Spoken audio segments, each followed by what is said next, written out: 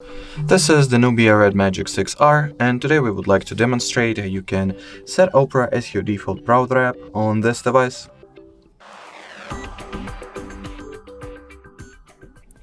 So the first way to do that is by launching the Settings app. Then you gotta enter the Apps category or App Info. Then at the top right corner tap on these three vertical dots, go for the default app settings. At the following page, open the browser section and tap on Opera, therefore setting it as your default browser app.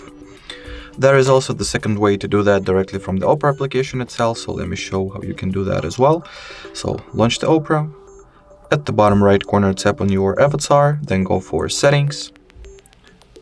Next, scroll the page down for a little bit, tap on the default browser section, click on next, select Opera and choose to set it as default option.